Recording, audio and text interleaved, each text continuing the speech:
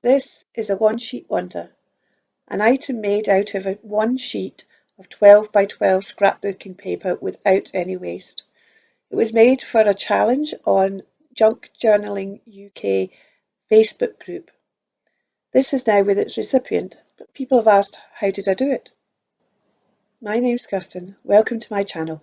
Come on an adventure with art and craft and making one of these. So that's what I swapped. I also made one for my own journal. This is in my swap journal here. I'll just show you this because actually sometimes it's easier to see. Actually, so the ribbon, and it's stuck down to the page with the ribbon stuck underneath it. And then I've just left this one quite plain with lots of journaling space. I've not journaled on it yet. There's a journal card comes out first, and then the rest of it opens out with lots of space for journaling.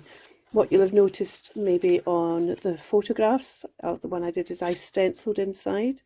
You can do that. The inside was totally plain. There's a bit of a pattern on this one, but it's very faint. You could decorate inside. I also, on that one, I also put a pocket on. When you've got this stage, I put pockets here, just little pockets. Excuse me, I've still got a terrible cough. But I decided not to put any extra pockets on this one. I could do some more decorating in the front, and when I come to journaling in this spot, I might decorate the front a bit more. But just to give you an indication of how it might look in a journal. So that's what we're going to make, and all I'm going to show you today is the basic structure. I'm not going to do any decorating or anything. I'm just going to show you the basic structure. This is in actual probably 150 cardstock. I wouldn't go any higher than that with thickness. For example, I had to trim the journal card to get it to shut. When you get thicker, when you're folding and you're using thicker, then you're constricting your sizes continually. So a good weight of paper is better really than cardstock. Let's get on. And I thought what I'd do is I've made another little mock-up here just to help you when I need to explain things. But I thought I'd do it in a smaller size just to show you that it doesn't need to be a 6 by 6. I've actually cut 4 by 4s. I wouldn't go any smaller than this, but I cut 4 by 4s to do it in a 4 by 4, just to show you that it could be done a smaller size. I'm going to sit down, hold on.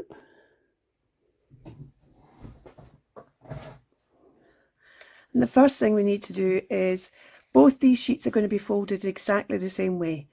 So I will just do it once with one of the sheets and then do it again with the other sheet. So the first thing we need to do is you need to decide which side you want as your front, which is your outside, and which side you want as your inside. So what do you want as your inside paper and which do you want as your outside paper? So the inside paper for this demonstration is going to be the one without any gold splatters, and the outside the one with the gold splatters. So having your paper facing with your inside upwards, you want to fold it in half long ways and be as accurate as you possibly can be and get nice crisp folds. Either use your nails like I do, or use you know, my bone folder's right there. I could have just reached over and got that, couldn't I? Then turn it round 90 degrees and fold it in half again.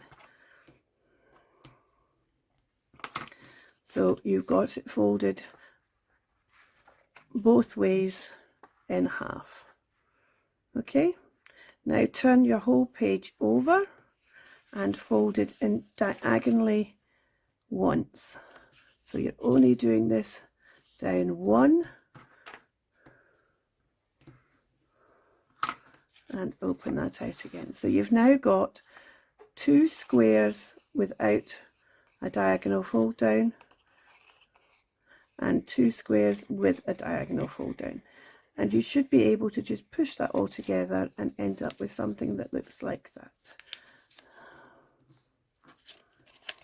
And I've not got a fold somewhere quite accurate because that's not There we go. I'll blame the cold. Now once you've done that, what you need to do is you need to look at your 2 squares without a fold down and decide which of these 2 squares you want to be your top. Okay, so let's just say this one we're going to do our top, and what we would then want to do is we want to fold the tip of this corner into the center, and then fold the tip back to the line that you've just, the fold that you've just made. Now you can do it straight like that, or if you want, you can do it at an angle like that. Then turn it so this is on your left hand side, and then do exactly the same with this bottom bit. So fold it up to the center and then fold it back. Now this time do fold it just straight back.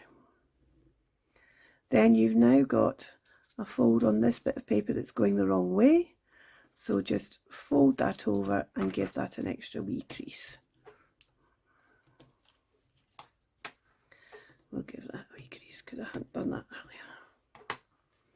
Okay, so you've got a square complete, a square with a fold through it, and 2 squares with a folded in, folded back, folded in, folded back, one of them with another crease down it and one of them without a crease down it. And that's all the folding you're going to do. Shall we do that again? So with your inside up, fold over in half.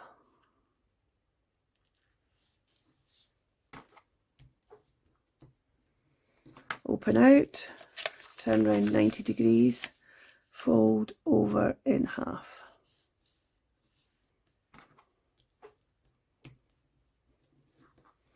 Open up, flip your paper over so your pattern side, your outside, is up. Now you're going to fold corner to corner. Now, if you're folding corner to corner, the best way is to meet the corners, then run down and then fold out the way from there. And open it up again. So you now have the bit that you can do that. You can see I folded better that time because it's flat. So you have your 2 total square opposite each other and your 2 squares with a valley fold through them opposite each other. Okay, if you're looking and thinking that's a different paper, you're right, it is a different paper. I had a coughing fit and I tried to keep going and it wasn't a good idea. So I'm just going to start again from this particular point. So you've got it through twice. So you pick your top bit, fold it into the center. So you don't need to fold it straight back. You can fold it at an angle if you wish. But let's just fold it straight. And then doing the bottom one, go up into the center and fold it back to the line. And then you're going to fold this over because you've changed the fold, one of the folds, just to make sure that it's got it. There we go, and I'll just, that's it there. So you should end up with 2 bits that look like that. Both bits have a bit that's totally just a square, a bit that's square with a fold on it, a bit that's been folded back and folded back again, and a bit that's been folded back again and also has its fold through it. Now if we look at this, go back to this one and look at this. I'm just going to unfold all this. You can see that what these 2 squares end up doing is being stuck together here. And being stuck together here is the 2 solid squares. So one of your solid squares is going to be stuck together on the other solid square, and then this, if you're going to put it in a journal, is what's going to be stuck down in the journal. So it doesn't really matter. You don't really matter which one goes on which, but if you're not going to stick it down in the journal, you might want to decide which one you actually want on the outside and which one you want on the inside. So let's just stick this down. I'm just going to use glue stick. I'd probably use glitter glue or bookbinders glue if I was actually going to put this in a journal, but glue stick will do absolutely fine for this, especially on this thinnish paper. And you're just going to try and get them on square as possible. Now, when I'm saying that, you want them on as square as possible, but try and leave a tiny gap. Don't go up to the line, and certainly don't go over the fold, because you want there to be enough space for the fold to come down. I'll just give that a wee rub round. There we go. Oh, I've got a wee bit of leaky glue coming out the back side. There's my cloth.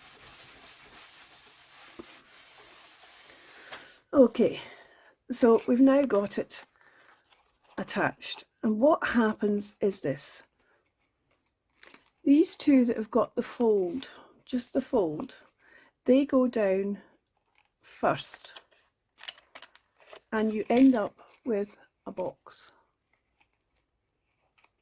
Then the next two are the two that have got the crease, and they go down, and as you push them down, the top closes, and that's you got it. If you can leave, you have an option of leaving this as it is, and then you can pull it out like so, or in the one I've put in my journal, and I think the one I did for the swap,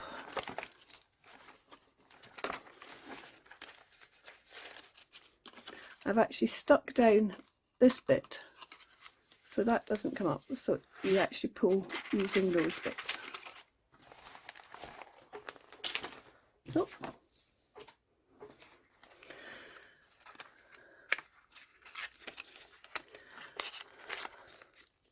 So you can stick these down, or you don't need to. It's actually very simple, but does seem very impressive. And once you've mastered it, you can add journal cards inside, you can add wee pockets inside, you can even do this. 6 inches, 5 inches, 4 inches, 3 inches,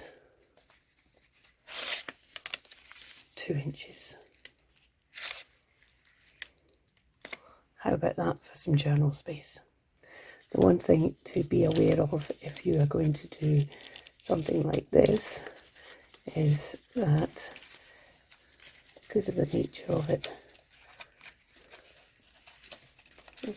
there we go, because of the nature of the way it all folds up, it starts to get quite thick.